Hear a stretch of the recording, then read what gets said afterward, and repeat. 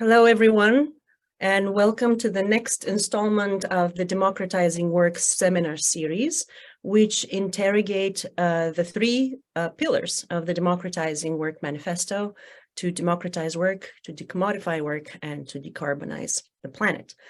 My name is Pavlina Cherneva, and I'm really delighted to welcome today's panelists to talk about a real-world experimentation around the idea of the job guarantee and the way it might reflect and incorporate the three principles of our work.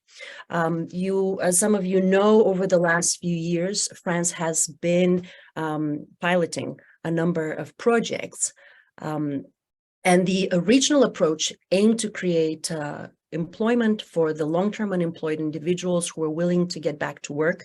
And this then led to the implementation of the zero long-term unemployment territories.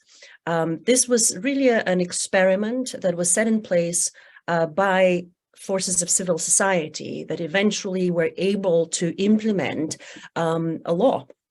pass a law, and the national government is today funding the jobs that are being created in that experimentation. But nevertheless, the program is still run by largely on voluntary basis by, again, stakeholders of civil society. The program has now been expanded to more than 50 locations, providing an opportunity for us to think about the possibilities and the challenges of implementing a job guarantee and how we might make sure that it is grounded in the three principles.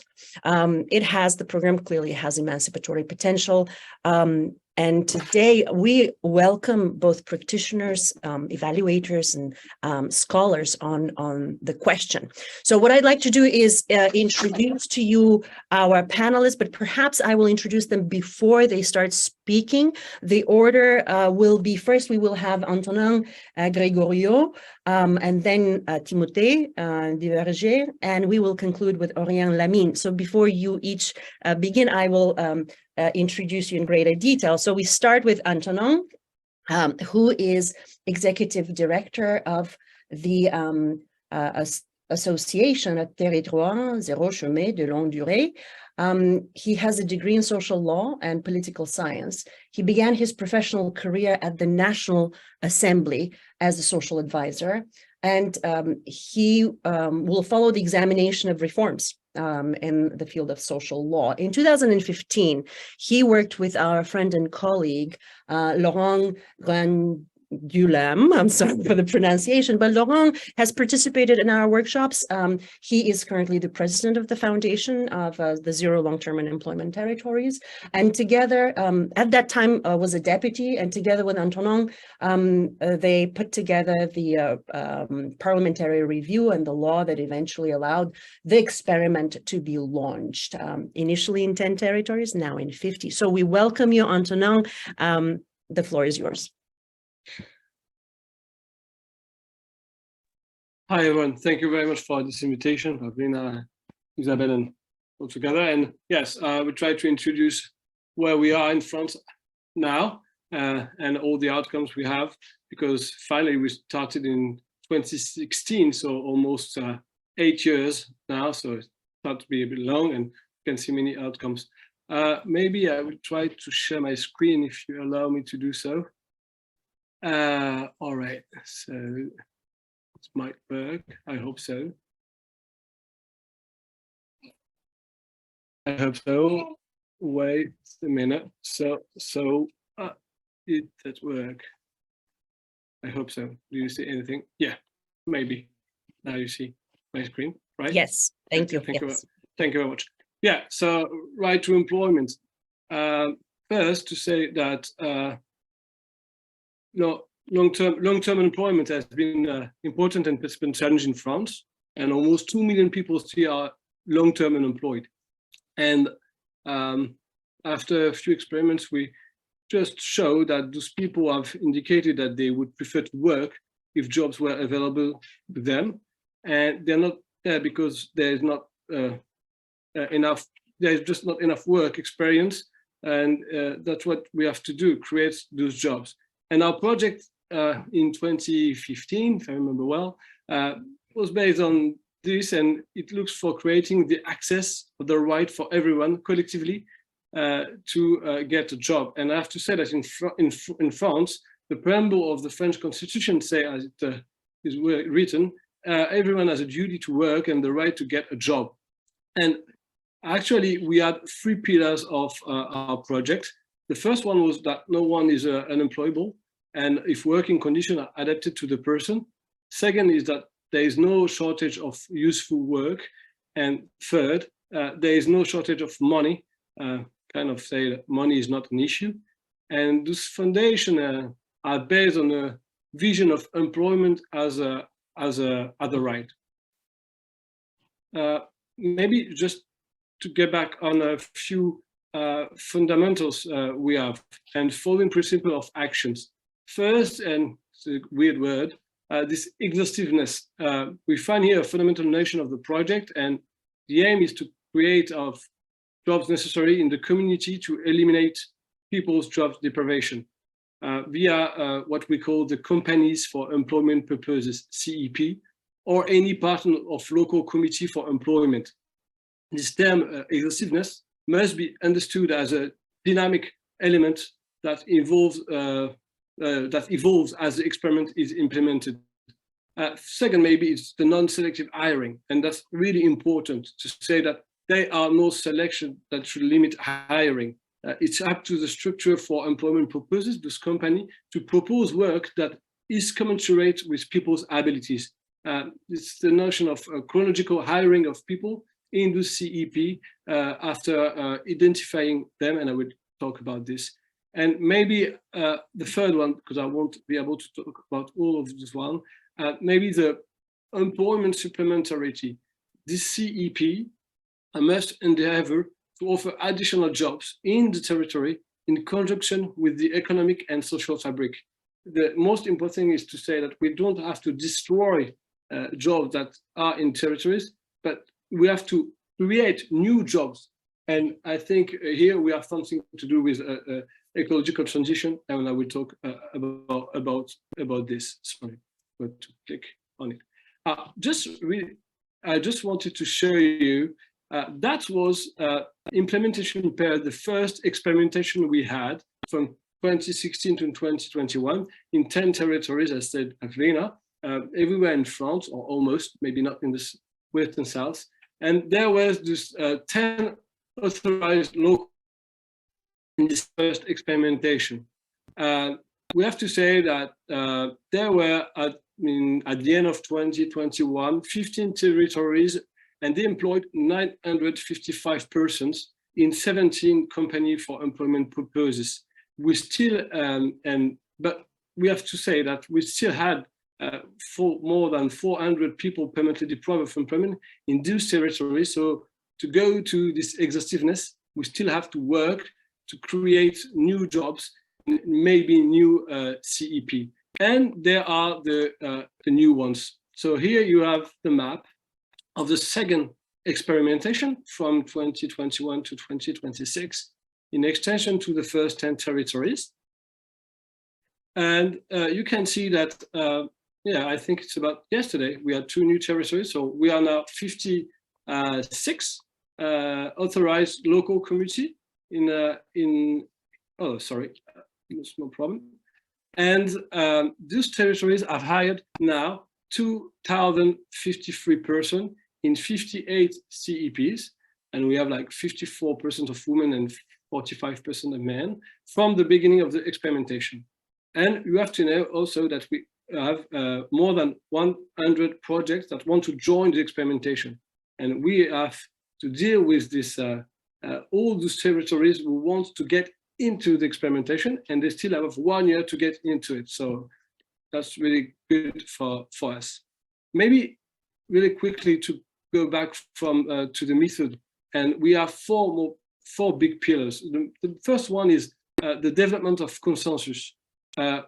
It's really important in our project is to say that the project can be bring up by the collectivity, an association, civil organization, and the achievement of consensus maturity is effective when the majority of stakeholders in the territory decided that they no longer wanted their community to be deprived with employment, and that they would do everything possible to achieve it.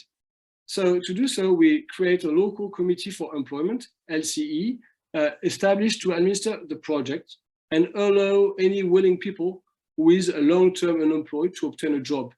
And this committee consists of any and all interested stakeholders, businesses, civil society organizations, individuals, and as well as relevant local government authorities, and most important, the people who are permanently unemployed. That's, I think it's the key, is that we work with the people and not for the people. And those people are actors, main actors of this experimentation. Second, let's talk about those people. We have to identify and meet all those PPD, people permanently deprived of employment, and there are no selection. I mean, the territory will decide if this person or this person is deprived of employment, and this is a local committee who will examine if this person is long-term unemployed. And that's what we are going to ask willing people, what they want to do, what they don't want to do, and what they want to learn, and how they will be hired, either in our CEP, either in other local businesses that you have on the territory. Work with the assistance of local government authorities, and this committee then identifies all those eligible workers and approaches them with the offer of a place in our CEP. The program is entirely voluntary.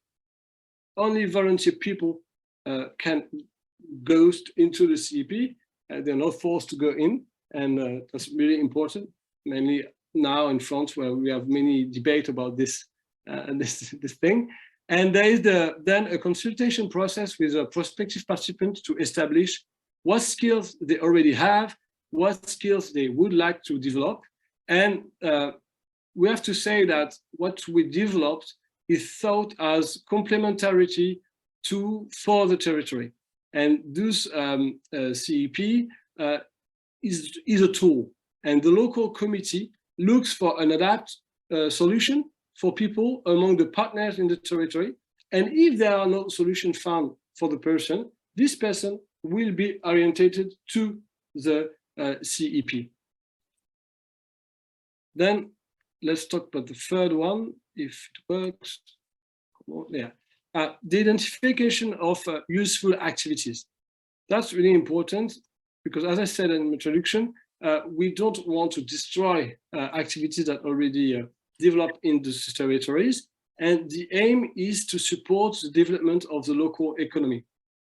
There is a consultation process within the steering committee to reach a consensus on what needs the local community remain unmet and what productive work needs to be done to meet those needs. When the local committee decides what work the local project will undertake, the guiding principle is to create additional jobs. The local committee must ensure that it means not generate employment by crowding out, or undercutting existing jobs in the community, as I said. Then maybe the most popular thing in France about this project are those companies for employment purposes. We have to say that this, the committee established at least one company for employment purposes to implement that work that is needed. And it's a local non-profit can choose to register as a CEP. Otherwise, the project sets up one from scratch. These are the entities under which people who are permanently unemployed are formally employed. And all the future workers will be employed by the CEP, established as a non-profit. And as a consequence, they are entitled to all the regular workers' rights enshrined in French law, including the minimum wage and any relevant benefits. And I think it's really important to say this, and the importance of all those rights enshrined in French law. Just to talk about, maybe because the time is running, I won't talk about this. It's not so important. Maybe the economic model, how it works, and especially for the state. With this little pig, you will see that the project consists of the activation of passive expenses, passive unemployment insurance, and we every year in France, studies show that we spend like 43 billion to finance job deprivation. And our proposal is to make the choice to use them to produce employment.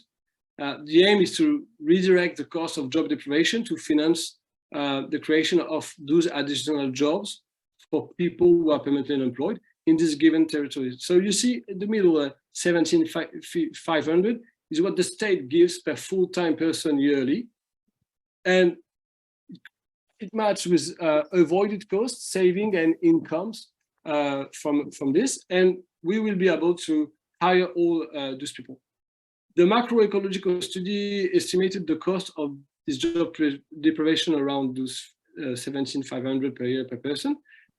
This is within the ballpark of the 23,000 it costs to pay the salary of someone full-time at the French minimum wage over the same period. So then this CEP, we have to produce stuff and make some money to fill the gap between how much the state give and how much it costs. Maybe then I will just talk about the outcomes we have. And so what we saw after 6 years about this. The result of the first experimentation, as it is written, over the last 5 years, 1,500 people have been employed in the program. And we can see that 50 managed to successfully find regular employment outside of, sorry, it's not SEP, it's CEP, we changed the name. Before it was structure of employment person, and now we call it company. And this is 1,040 people permanently deprived of employment, currently employed in those CEP. Maybe to talk, one thing really interesting, I think, in what we do is that almost half of what we develop is about ecological transition, farm work, circular economy, activities against food waste, all those activities. And it shows that if you try to identify activities that is needed on territories, they're mainly about ecological transition. And I think we didn't expect such a result. But then we also have local development, general services of provision for local businesses, organization, tourism, and local production, and about 17% about social cohesion, building shared values and communities of interpretation, reducing disparities and exclusion. So many things like sharing, delivery, transport, bike repairing, all those stuff. About the profile, so you have 55% of women, 46% of men in the CEP.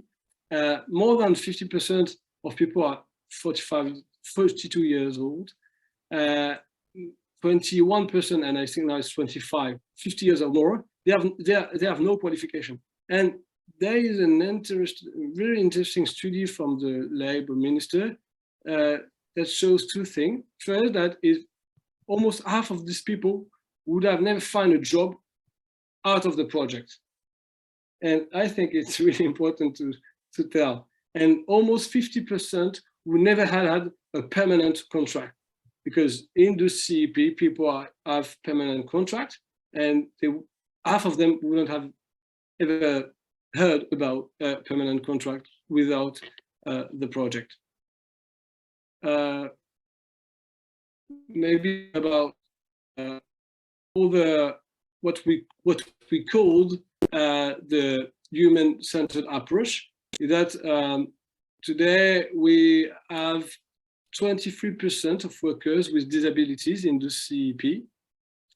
Sometimes it goes to 50%.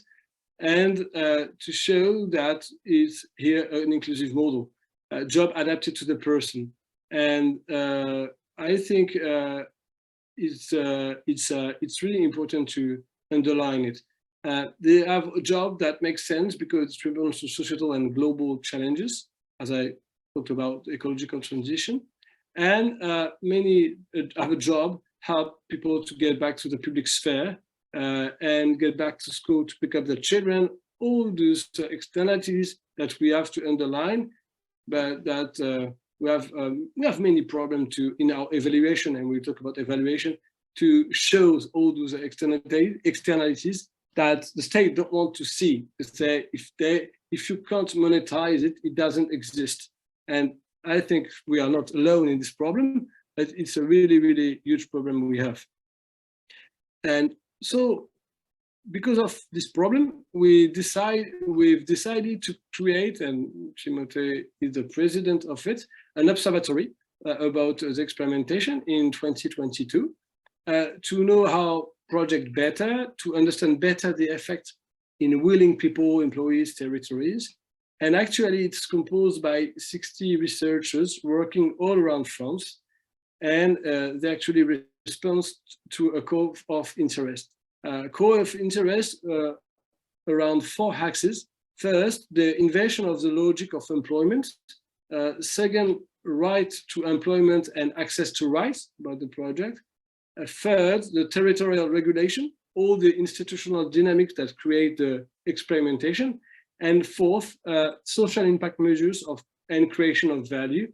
And if you want, we have a database free access with more than 200 documents that we will try to translate in English to allow everyone to be able to read it. That's another problem we have. Everything is in French. And to say, this observatory organized webinars I think to cross all what the researchers have to say and all the actors live on their territories, and to be able to also see all those externalities and the effects of the project. And maybe to finish, I hope I'm not too long. Oh, sorry. To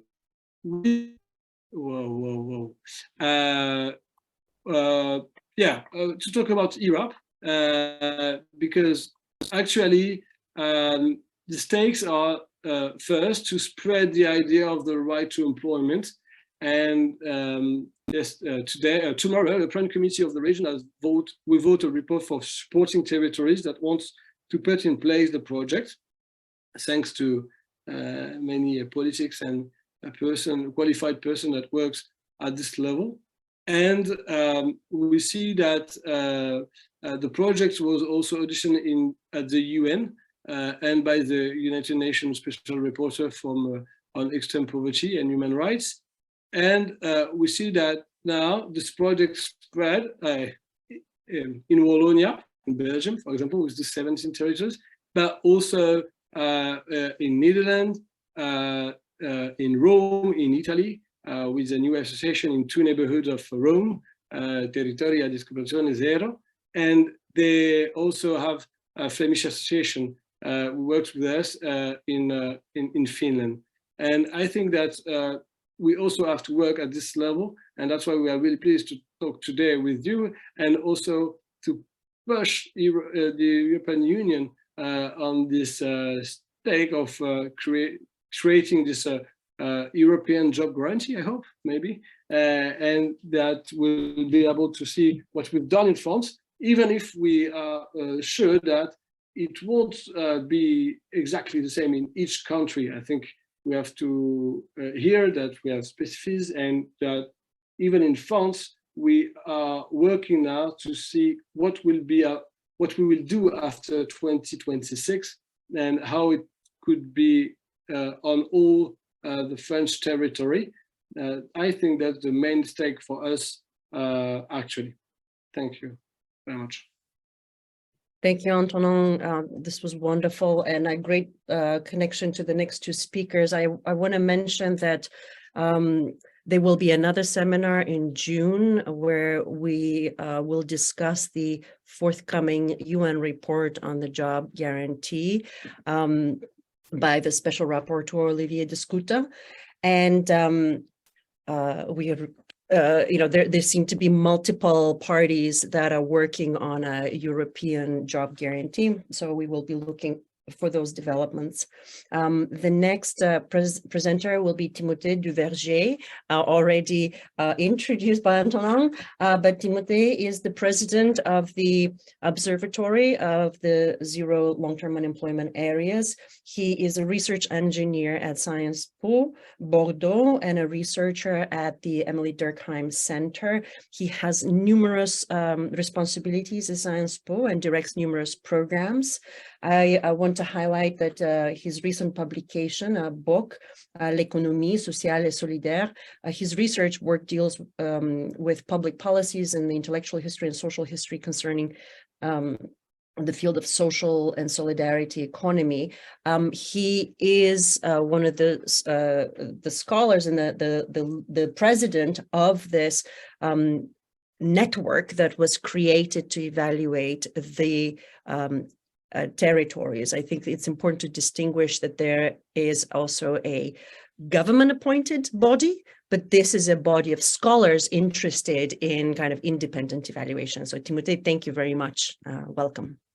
Thank you very much for this presentation and your invitation, you and Isabelle. I will take my slides. Sorry. Up. You can see? It works? Okay, yes, thank you.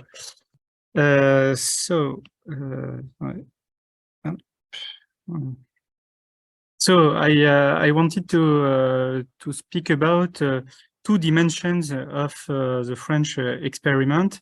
First of all, an analysis through the prism of democratized work based on the triptych, and you mentioned it before, and an analysis of the implementation of the job guarantee using TZ. Maybe I can I can say TZ.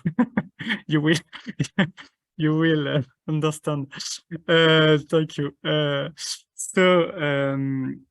Sorry. TZ aims at donc for the democratized dimension of your proposal. TZ aims at territorial exhaustiveness and manages to capture invisible or excluded people, notably disabled people, because you're really excluded from the market, thanks to its outreach method. And they will capt, they will research strong with the people who are jobless. TZ stands for the inversion of the logic of employment, as Antonin said, according to which companies for employment purposes identify people's skills and desires and search the territory for socially useful work that can meet them. So I will not develop this point because Antonin did that before. The long-term unemployment also participate in the governance of the experiment, in strategic decisions, because they are in the local committee for employment. They can participate to the recruitment, to the identification of activities, and they are stakeholders of this committee. And they participate to in the national governance because they are associated with the association of TZ. Voilà. In companies, for employment purposes, they participate in social dialogue institutions and may participate in the governance of the structure. It's not always the case because it depends on the type of juridical status. In associations, they are not at the governance they are not in the governance, but in the cooperative forms, they are. They participate to the governance and the decisions. In many time, managerial practices are often participatory. It's not always the time. It's complicated, of course, but they try to be participative.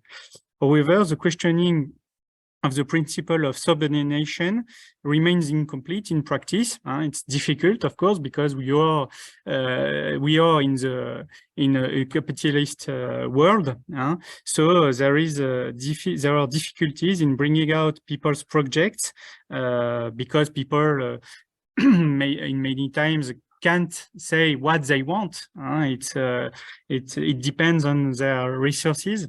There are tensions with the profitability requirements because you are in these companies there is an economic model and you have to be profitable a little, not so much, but a little, and in some case it happens tensions with the emancipation project. They are structuring to a middle management. It's a hierarchic organization, so it can its intention.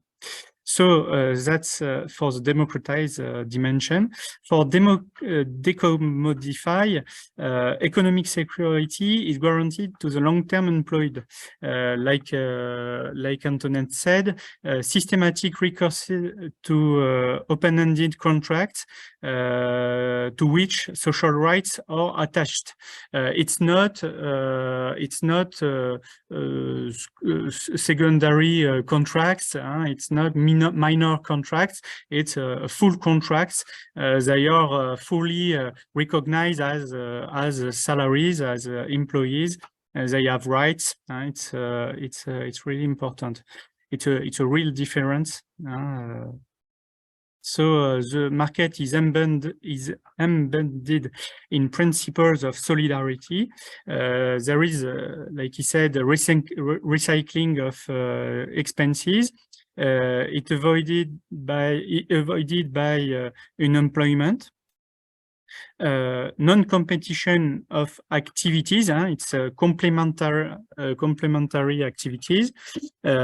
Organization of employees' working time. The salaries can decide on their working time. It's an important difference, and they are in social and solidarity economy structures, like associations or cooperatives. So they are non-profit. It's a big difference from other companies. There is an improvement in the living conditions of employees, material conditions, state of health, well-being, social links, projections towards the future, meaning at work. It's important in the context because we have a big debate on the sense of the meaning at work, on the work in France and in other countries, like in the US, of course. If territorial exhaustiveness is aimed at, like I said before, it is difficult to achieve because of the gaps in information and mobilization. It's difficult to catch the people because they are desocialized in many times. So it's a difficulty, as well as the queues that are created in relation to the reception capacities of companies for employment purposes. Sometimes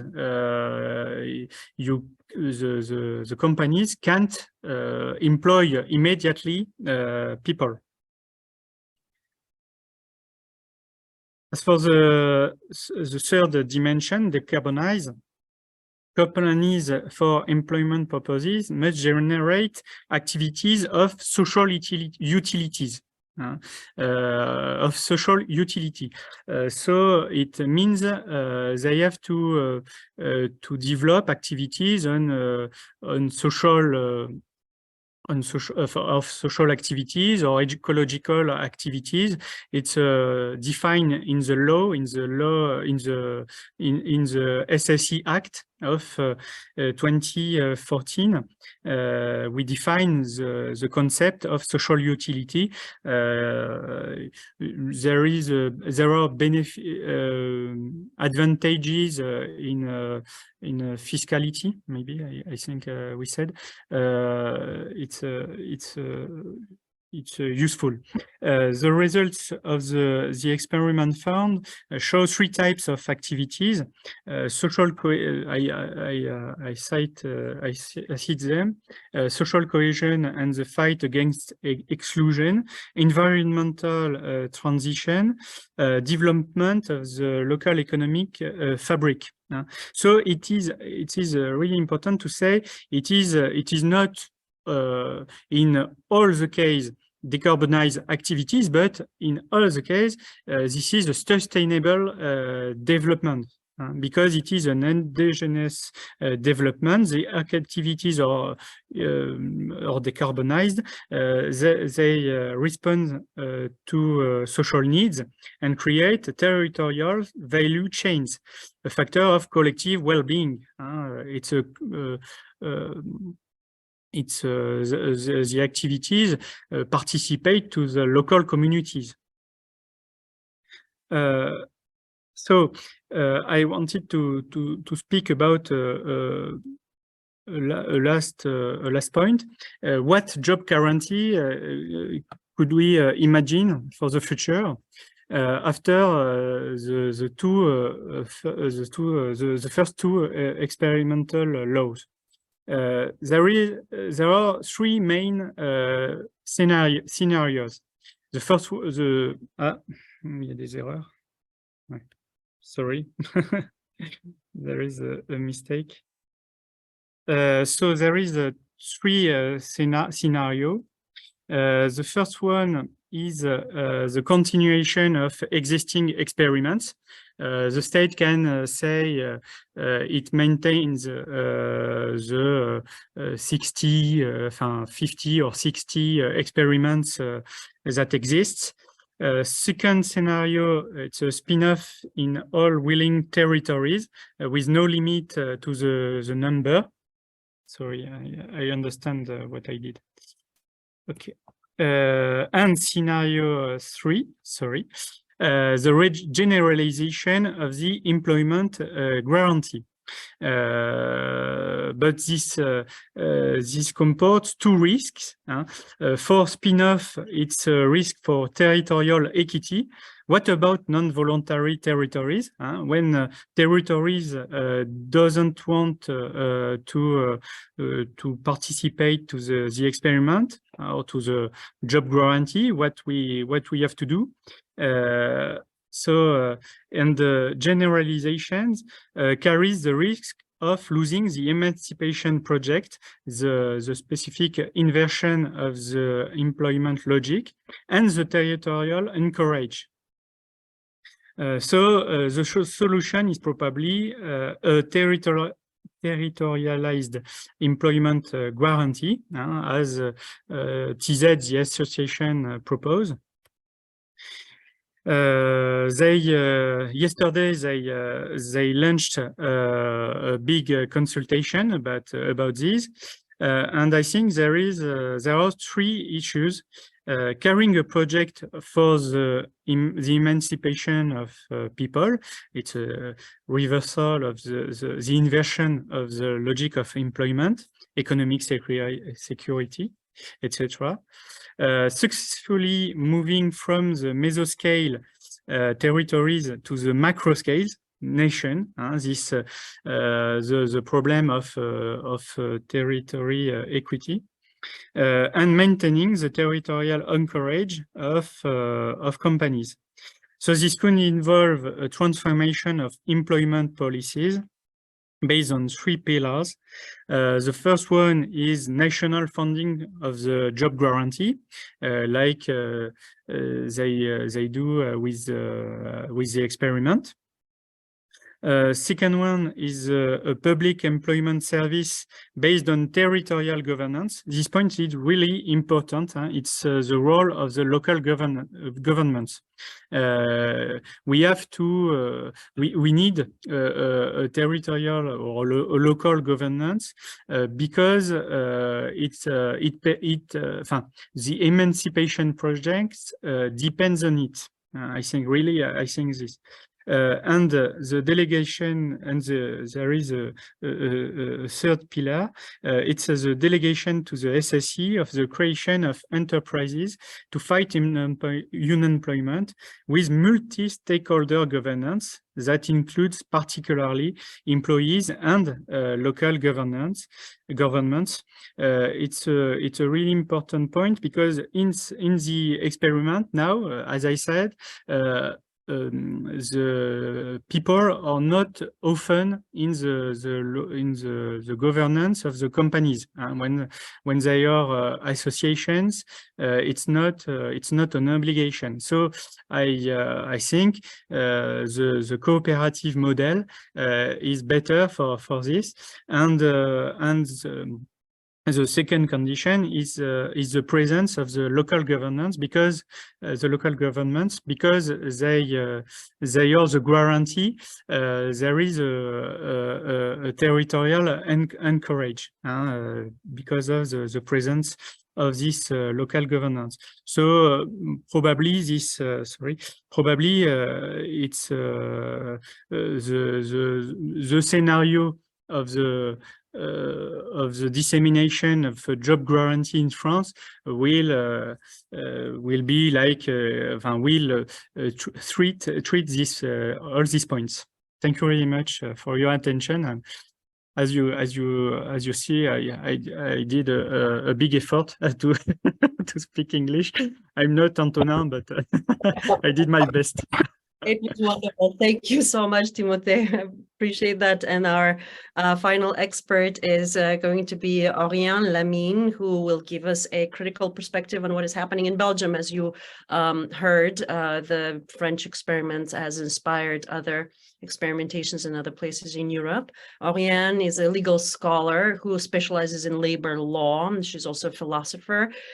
She's currently associate professor of law at the Université Catholique de Louvain, where she teaches international European and Belgian labor and social security law. She is a member of a research center. I'll try to read, Centre de Recherche, Entreprise, Droit et Société, again at Louvain. And her recent work focuses on the comparative study of collective bargaining systems, the regulation of multinational firms, and non-standard forms of work. Welcome, Oriane.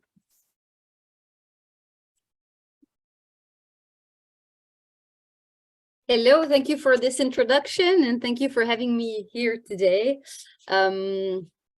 So do you hear me properly? Perfect. I will not be using a PowerPoint. So the first thing I wanted to say is that I will speak about the project we are all interested in on the basis of a work we are conducting with a colleague who's actually here, colleague and a friend, Julien Charles, and so he'll be here and for sure help me with the Q&A that will follow. So we heard a lot about the let's call it TZ then, initiative in France, and how it was developed, and also all the good points that we got from the implementations and the good feedbacks. Julien and I, we focused on the institutional and even legal dimension of the project. So we asked in our work what role has played the national authorities or the other authorities in general to support the project, and what were, it's still questions at this stage, but the legal ingredients, the institutional ingredients that made such a project a success, and why we're asking that. You understood it now because we mentioned it already twice. We got interested in this institutional dimension because different actors in Belgium have been asking for the transposition of the model in Belgium since 2017. And this has been heard by our governments. We know that Belgium is complex. We have many layers of government. So some of them, actually 3, had added this project in their declaration, their program. So this is the program they are following for the legislative term. So it's a commitment they made to pursue that. And since then, a number of steps have been undertaken to implement this at different levels. The part that is the most advanced so far, we mentioned it already, is the one developed in the Walloon region, because already a year ago there was a call for proposals for projects, territories that wanted to implement the project, and on 19 candidates, 17 territories were selected.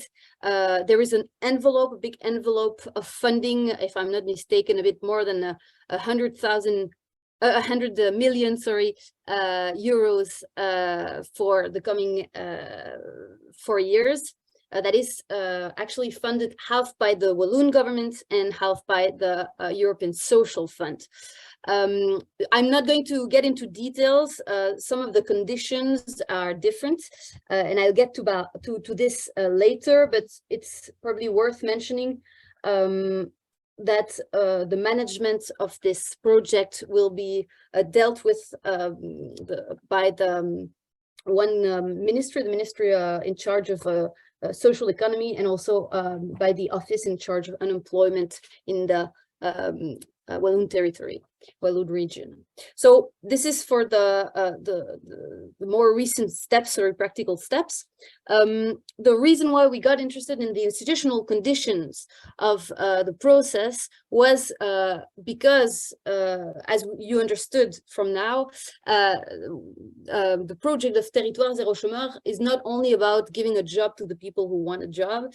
It has many different dimension goals that should that are followed in parallel and are actually parallel very well the goals of this, you know, of the democratize, decommodify and decarbonize project. So I'm not getting into that again, because you've heard how this project, dimensions of this project. But what was important for us is that we could identify the institutional conditions that allowed not only to fulfill one of these goals, but to keep the interesting nature of the project, that is its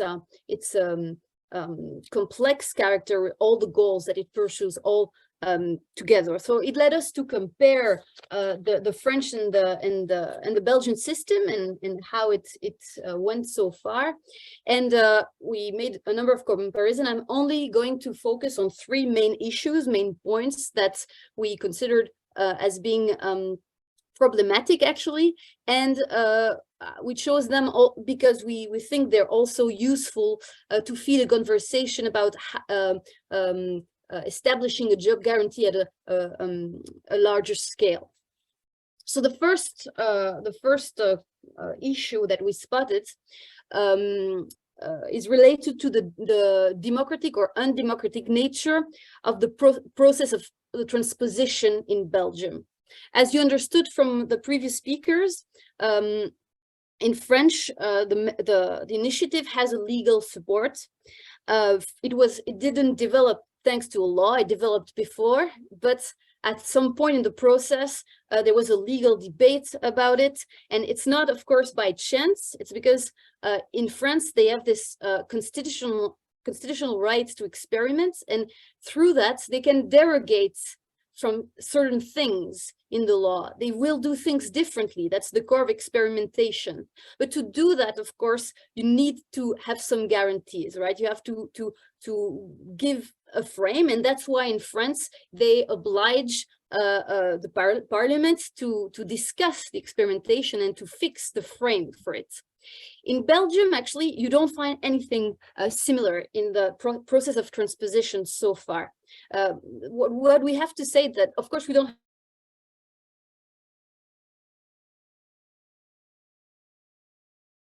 has not been a clear public debate about territoire zéro chômeur.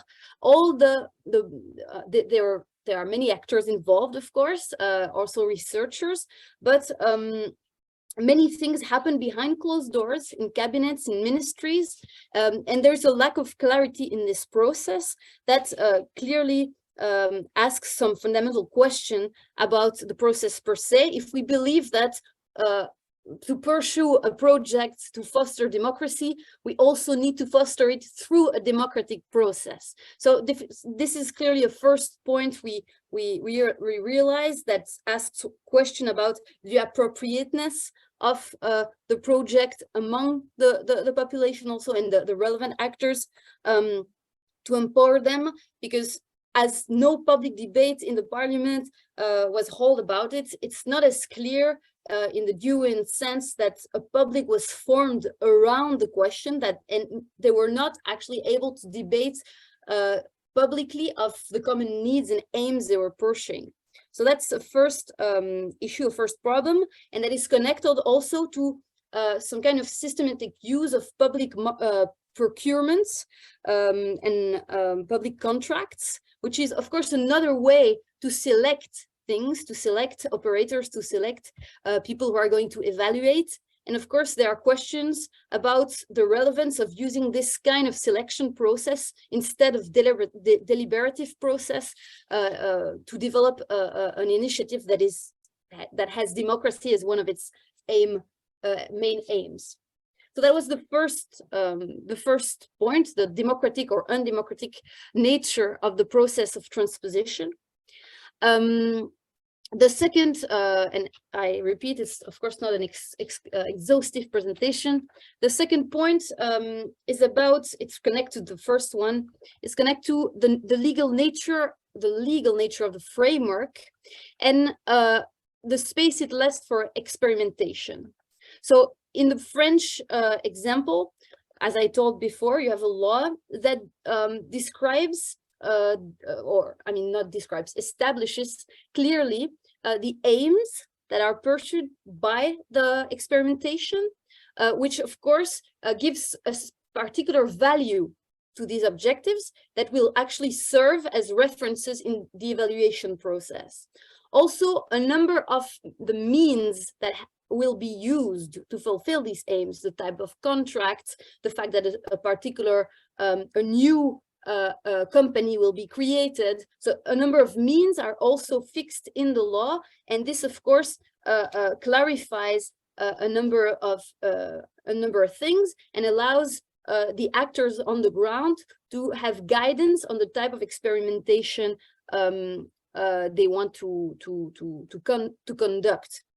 In Belgium, because it's mainly soft law, everything is discussed a bit behind the doors through call for proposals with evaluation by the ministries and the cabinets.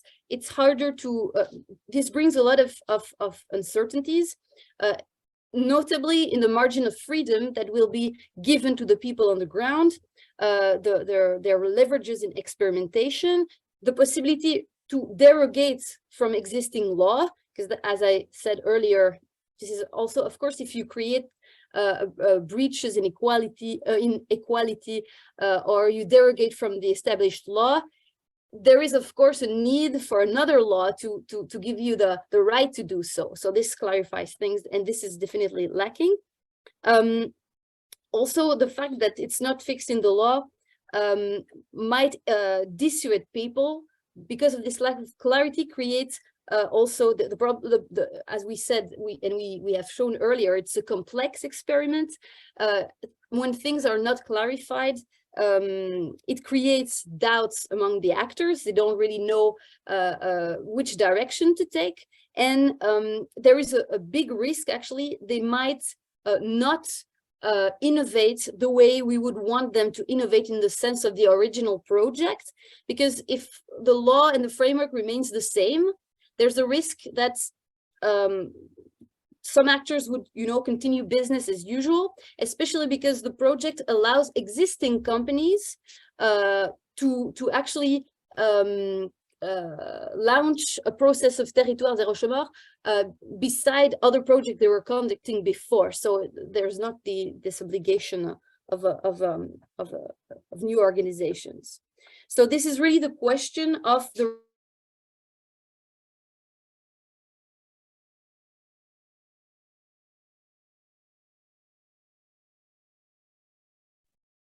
I think we have some time constraints. 2 minutes, 1 minute? No, we have some, you're breaking sometimes the connection, but it's okay now. Yes, it's fine. Go on. Okay, sorry about that. Law that can impair experimentation when it's too constraining, too specific, when it sets like limitative definitions, but also law that can be an essential tool for a strong experimentation to live, and notably by imposing some kind of safeguards to ensure that the main aims we're pursuing together are actually fulfilled or actually evaluated through time. So the importance of a clear framework. The last point I want to make is the existence of an intermediary level in the construction of the transposition. We haven't been talking about that a lot so far, but I would be interested to hear Antonin and Timothy on that. But in France, the role of the Fonds d'expérimentation is a crucial.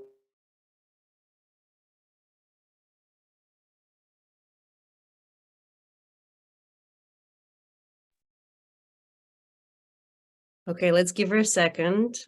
Among territories, discussions about good practices, exchange of good practices, training, control of central committees, evaluation. So it's a central role that actually nourishes the democratic character of the process and allows the process to be tailored also to the realities of the ground.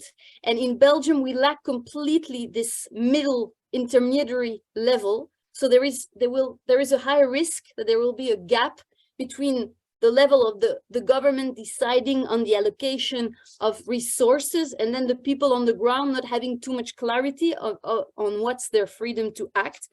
And this, of course, might also impair the development of the experimentations on the ground. So this intermediary level could be created autonomously by actors themselves, but it would not be the same, of course, without institutional and financial support from the authorities. I will stop here. I'm not sure I've heard me so well because I can see some confusion on the faces. I'm so sorry about that.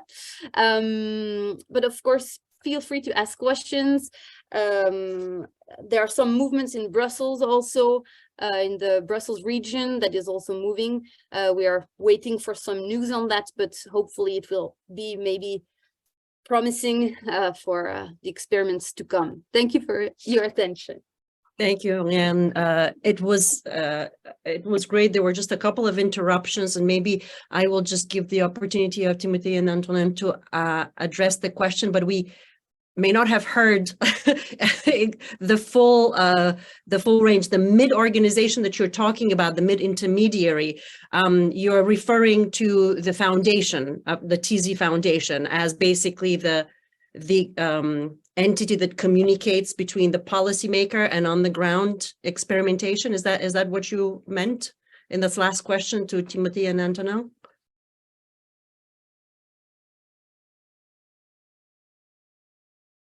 Yeah, I was talking about the Fonds d'expérimentation. So it's another organ, but of course the foundation also plays an important role. But I think maybe we have the best people to describe what it is about and what they do, because I think it's a crucial part of the experiments. Yes, thank you. And I invite our guests also to prepare questions or drop them in the chat box if you prefer, or raise your hand as well. So yeah, Timothée and Antonin, would you like to address this point? Go ahead, Timothée, if you want. Shortly, because I have to go, as you know. The fond expérimentation, the founder of this experiment, have to has the role to finance, to control, to evaluate this experiment. It is a normalization, small, a little, a little one, but it's a normalization of the experiment because all the experiments or the territories can't do what they want. There is a frame. And I see this fund of experimentation as the guardian of this frame. You understand? Maybe. Well, if you might, just kind of complete.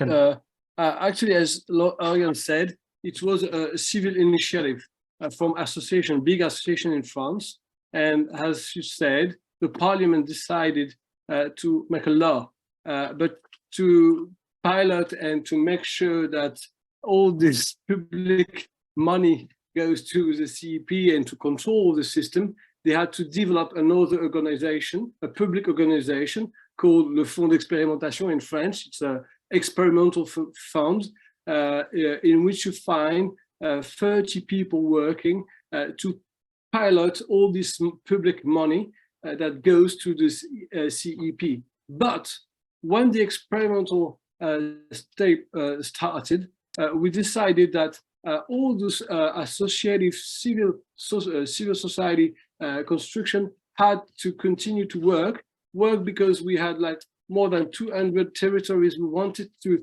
experiment. So we had to prepare them, and of course by trainings, and also we had to, I don't know how to say it, but maybe keep an eye on what the state will do to make sure that all the fundamentals of the experiments will stay in the second step. And that's what we did. And that's why, for example, we asked for many things in the second step. For example, I would say that we didn't want the public officers to have all the power in territories to decide who is deprived of employment or who is not, to decide which activities we had to develop because of, I don't know, few public officers. I decided that we had to develop this kind of activity, but that the territory had the lead to decide. And as Oriane said, if I remember well, that's true that in France we have this authorization to experiment, and it's written in our constitution since 2008. And that's how we were able to break a bit the law, the normal law we have to have this experiment. So in a way, we have two legs to walk, one public leg from the experiment and another societal leg that we represent to make sure that the experiment respect all those fundamentals and to prepare all those territories who wants to get in. Thank you, Antonin. We have a question from Jean in the chat. As I understand it, job guarantee would mean that people have a right to work on demand. Is it possible in this framework? And if not, why not? I interpret this to mean as a matter of implementation. If somebody in the territory, and Jean, you can correct me, if somebody in the territory can come and apply, are they guaranteed that they can walk out with an opportunity? Yeah. That's all the specificity of this experimentation, that every volunteer people will have a solution. First, we thought that it would be only in our company for employment purposes. But after a few years, we thought that, as I said in the introduction, that there were some solutions around. What the local committee for employment show is that all those actors, public, businesses, don't talk together on those territories. So first, you can find some solution to these people, to existing solution on the field, on the territory. Then, if those people don't find such a solution, they will be hired in those companies for employment purposes. And in a way, that's a problem for us, because sometimes it creates some tension between actors. Some people prefer to go to CEP because they've got permanent contracts in the structure, whereas they won't have such things in other structures on the territory. So the notion we try to evolve is that we have to find like a security net to all those people. Say to those people that any way, any kind, you won't be deprived of employment at all. But we won't be able to say where. But this local committee for employment will have the responsibility to find you a solution. And because it's a right written in the Constitution, you may be even allowed to go to the court to say, my right is not respected. The state has to do something. Today, courts say that the state just have to engage all what they can do to provide jobs, but there are no results obligation. Whereas you could change this approach from courts. Maybe what we do will help us to go to this results obligation.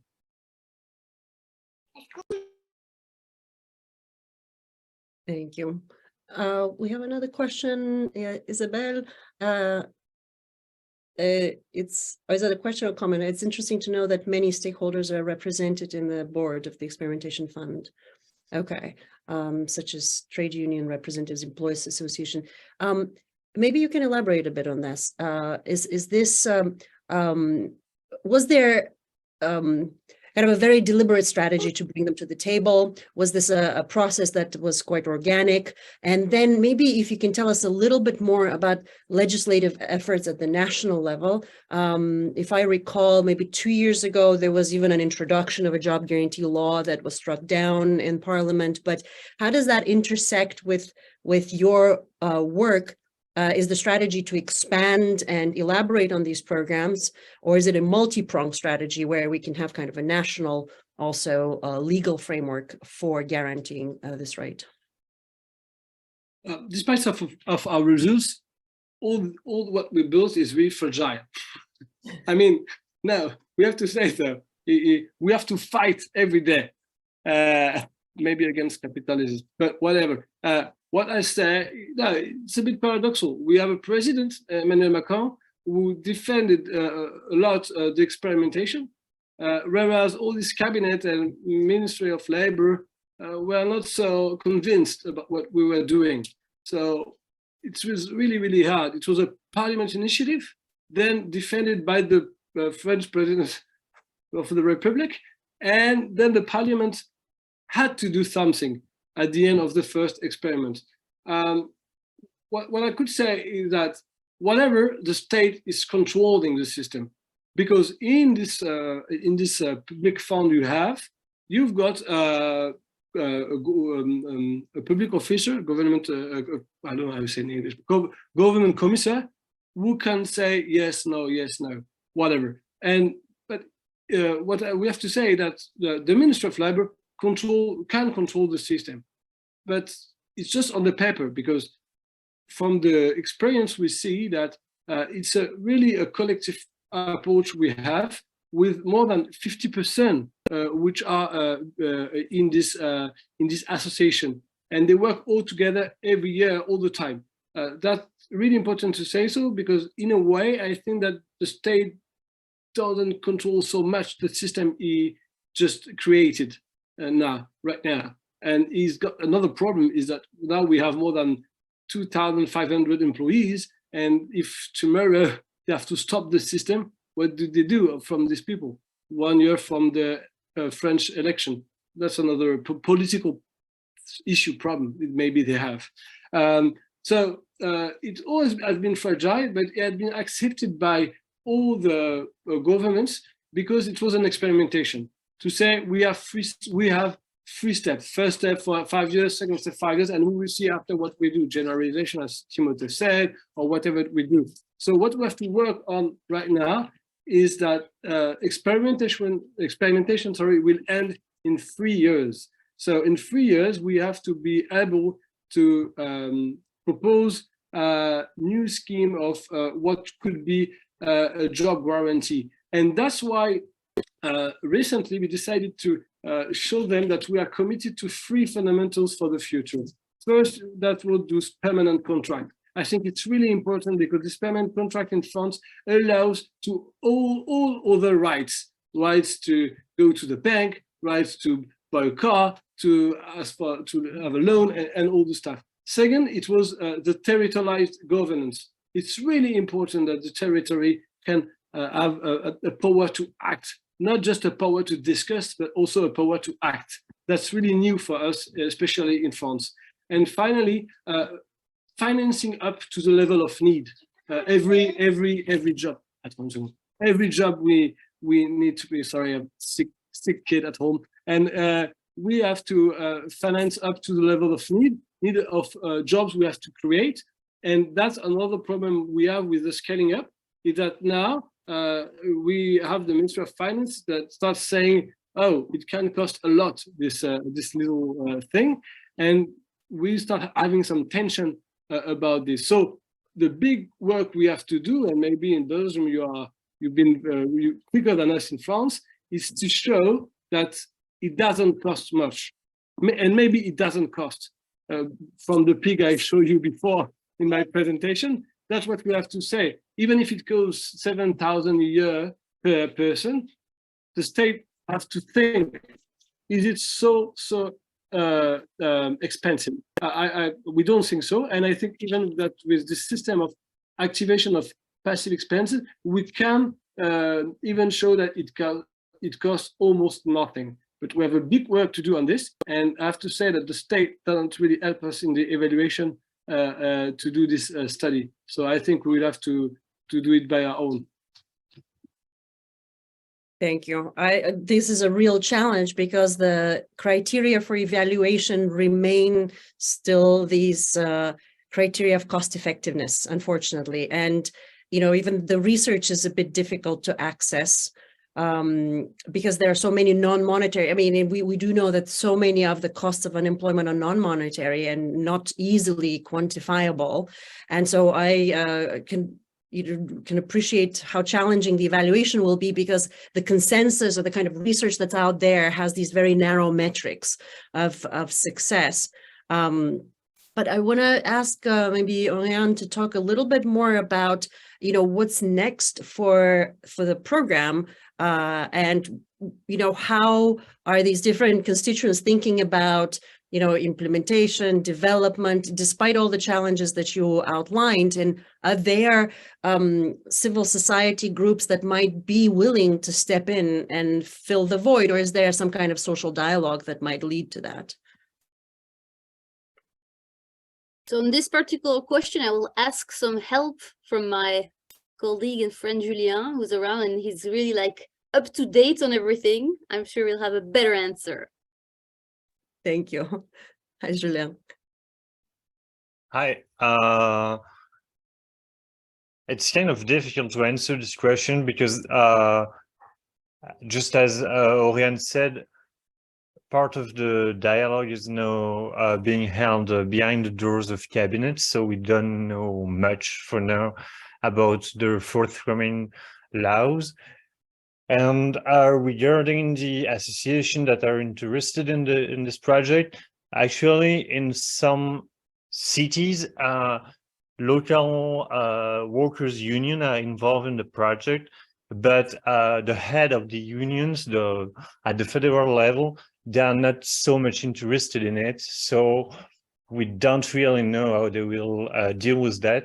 And we have election in Belgium in 2 years, and we know that some of the left parties and the green parties are going to push this proposal for a job guarantee and a territoire zéro chômeur again in the forthcoming election process. So some people are interested in it, some are not, and it's kind of it's not really clear for now who is really interested in it, and there are discussion inside those organizations.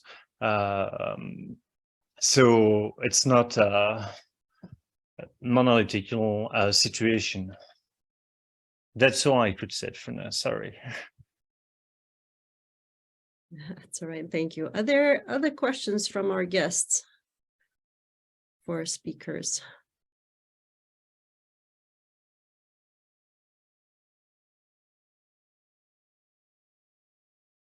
I can maybe perhaps ask one more, and whoever would like to take it, and all of our guests who are here.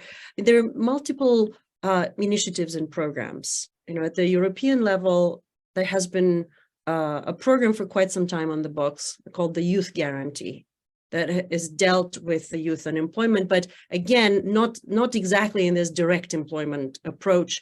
And it's left up to the individual countries to implement. And some have taken the traditional route of just training.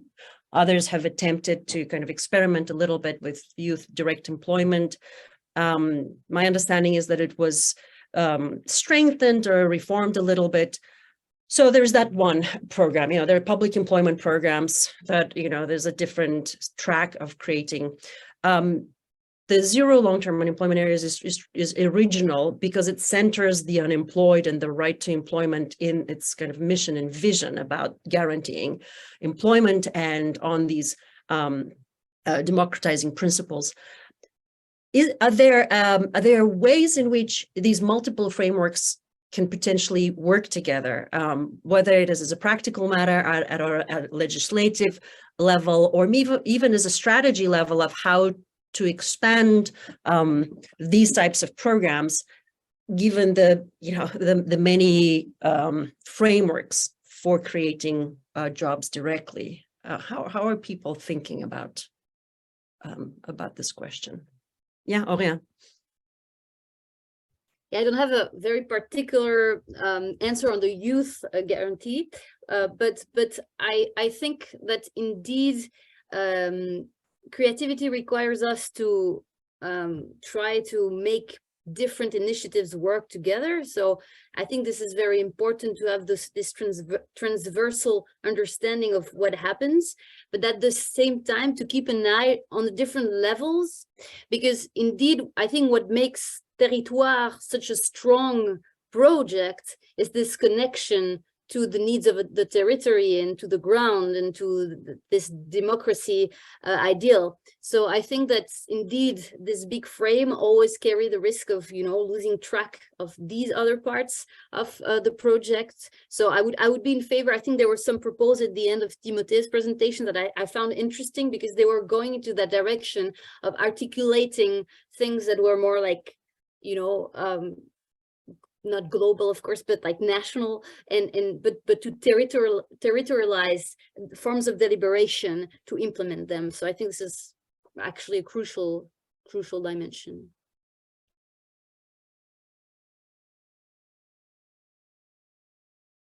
Yeah, Isabel, please. Thank you. Thank you all for such an interesting workshop. I wanted to ask you, probably at this stage it's only Antonin, and then we leave you to take care of your kids. We know that in France there is a big reform coming, which I think is called the France Travail law, which the government has in the making, with a revision of the rights attached to the RSA, basically it's the minimum revenue guarantee to all, that is now being in the process of being conditioned to a few hours of working.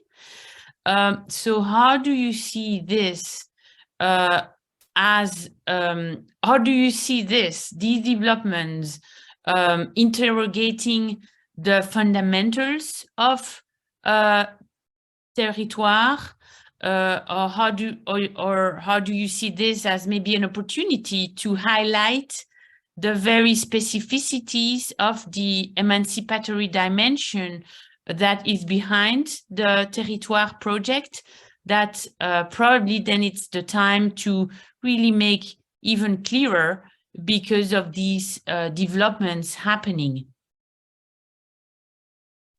Well, you hear me? Yeah. Yes. France Travail, as you call it, yeah, it's a global change of institutional landscape, and actually we don't really see where we go, because maybe we can share some of intuition they have, saying that we have to go to the people, make with the people, but actually the person we just imagine it, all the system says two things. First, we have to make with the territories, but well, slow down, the state has to decide. Second, they say it will need around 5 billion euros per year. And in the same time, they've been searching for like 18 billion euros for all the recent reforms they've made. And they also say that all the ministry have to make some economy. So 5% on every minister. So I don't really see how they will be able to deal with these two items. But we, it's funny you talk about this, because on Monday, we see the French labor minister and also all his cabinet to see how we can work into this new institutional landscape. And we want to just to tell them that they don't look at what they have done themselves. Like, we are experimenting for more than 8 years, and I think there are many things they could learn from us, but actually it's not the mindset they are in. So I couldn't answer right now. What is sure is that we will have to deal with it. I mean, it will be the new institutional landscape. So we have to see where will be the connection and how to conjugate our working organization with the new organization. But as I said, it will be developed on 3 years. So we have time to see how it will be working, and they will go through experimentation in few regions first. So I think we have a little time to think. But I think we can't be just passive about this in France. Now I think it's time for us to be offensive, and we want to, with all the network for we have around us, all partners, to make a proposal. And that's why we start, I think Timothée who talked about it, a big consultation of all those networks to be able in May 2024 make a proposal to the state to say, okay, if you want to have a solution to long-term unemployment, you can't just have France Travail or a reform of all this institutional landscape. You will have to accept that the market, the capitalist market, just don't want of those 2 million people, and we have to find a solution somewhere else in some new structures we create. But when you see how Macron is thinking, I think we can far of this. So we have to unite to make a proposal and stop being passive and just wait for problems, money problems, and all what they try to do with us. So maybe it's a bit I don't know, in Belgium a bit opaque, and there are some people talking in cabinets behind doors. In France, not behind doors, but we can see that we are not in the system, in the way of this thing, and we have always pushed doors, so we will continue to push doors. And I think also that we will find a solution if the European Union do something, and that's why it's really, really important with the perspective of European election to continue this work. And that's why, for example, Laurent Grosguilhem will be in Porto this weekend. We will see with all those people how push, and thinking about Orlaluc, all those old people in the European Parliament, what we could push at the European level, because if the European Union moves, I think we could have the same thing then in France as it has been done with the youth program. I think Pavlina talked about a few years ago, with many billions that have been put it on this direction. So we have to, I think this is our perspective. Sorry, it's a bit hard to talk with the child next to me. No, not a problem at all. We hope for the best for the child. And any other concluding thoughts, any comments? This was really a wonderful discussion. I just heartfelt thanks to our guests, Oriane, Antonin, and Timothée. So much to learn from these experiments, and we will be staying tuned for other developments. Please do keep an eye out for our next seminar, because we will continue this discussion. Now we will look at the UN report on the job guarantee that is coming. Okay, on June 21st. Thank you, Isabel. And so we hope to see you there. And thank you once again to everyone.